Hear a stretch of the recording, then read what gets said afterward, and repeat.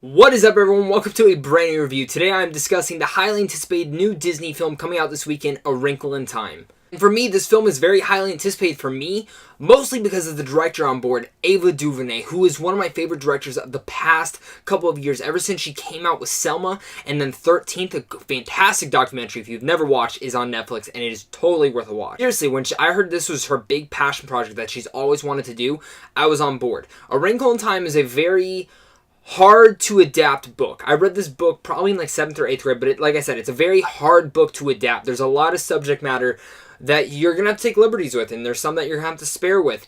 And A Wrinkle in Time, I think where I should start with this review first is I'll say, if you got a family or you got kids, take them to see this film. Especially if your kids are between the ages of 12 and 16, I think this film is perfect for them in that age range.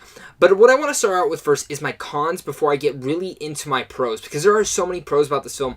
But I do have one con about this film that really held the film down in general for me, and that one con is the story can feel very inconsistent at times, where you are very confused and not knowing what you're watching on the screen, which can be a problem, but at times, by the end of the film, it doesn't get there. And sometimes the film does feel a little Disney-fied, but at the same time, that really is my only con with this film. I feel like the inconsistency with the story and some of the characters, or it's like, there's one character in here who's a guy who joins their journey, and you don't really understand why he's in here. Now, if you've read the book, you understand, and there's certain character moments and character decisions that happen in this movie that you're like, wait, what? Why? Why is they doing that? Why are they doing that? And when in the book, it makes sense. In the movie, it doesn't. And I'm not going to totally say, oh, well, the book, you need to read the book to get the movie. No. The movie should be its own separate thing, and that's what I'm saying, is that the story is very inconsistent at times. At times, it's working on all fronts, and it's perfectly paced. Like, seriously, the pacing is great. The hour and 45-minute runtime, you do not feel at all.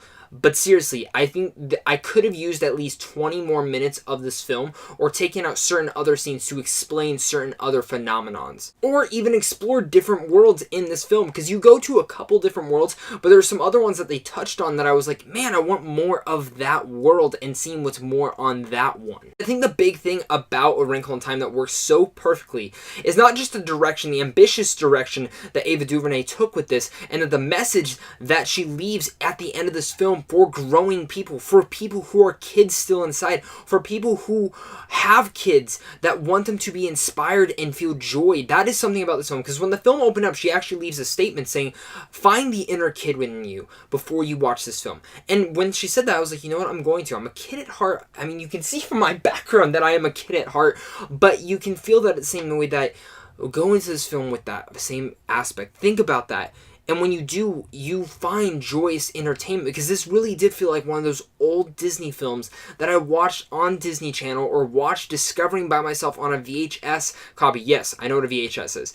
And watching that and being like, wow, like teaching me a good message and everything. That's what this film really brought me back to. And I think Ava delivered such a powerful message by the end of the film that many people are going to take different great messages from the ending of this film. But I think in the end of the day, it really works for this film. You heard me touch on it. The casting in here is fantastic. Oprah's fantastic. Reese Witherspoon is always great. I have a sweet spot for her because she does look like my mom. Yeah, she looks like my mom. So I always have a sweet spot for Reese. But she's really had this reconnaissance next, and she was great in here.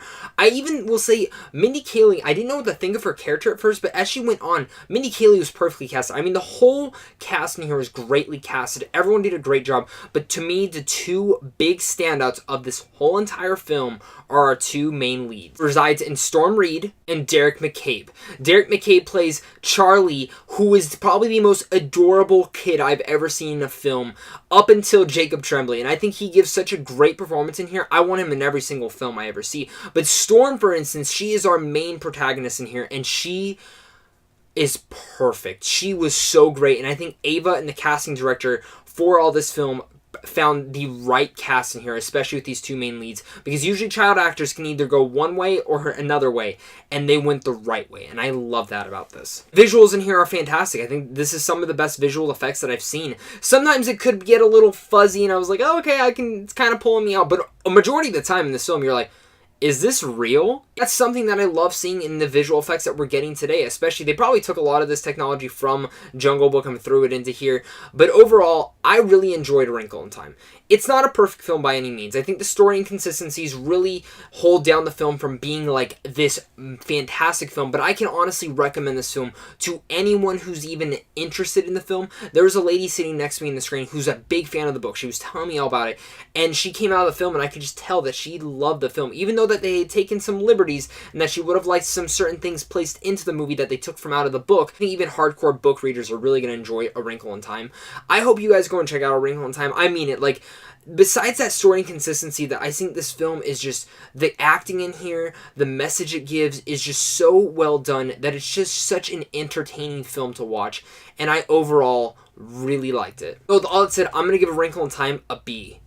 Really enjoyed it. I hope you guys check it out. I hope this movie actually does really good at the box office, because I think there's enough story material in here to get to another sequel, and I would love to see Ava tackle another one of these things. And one thing I didn't get to mention, though, is there's one scene in here that is a little horrifying for younger kids, but Ava DuVernay, if you're watching this, please make a horror film. That scene just solidified my thing, is that you should try a horror film. I love when you're switching genres up, and I think a horror film is the next thing you should tackle, because let me tell you, I think you do a fantastic job. So tell me, guys, are you guys excited about A Wrinkle in Time? Are you not? I'm curious to hear what your guys' thoughts are on A Wrinkle in Time. Have you read the book? Let's talk about it all down below in the comments. Of course, guys, you heard me talk about it down below in the comments. Make sure to hit that like button and subscribe as well, because the thing about this channel is that we love talking movies and having lively discussions down in the comments below. So I'm curious to be hearing your guys' thoughts down below. Also, if you want to have more lively discussions about movies, of course, you guys can find me at all my social media links down below, and also find down below Sandwich John Films, which is a website that you guys can go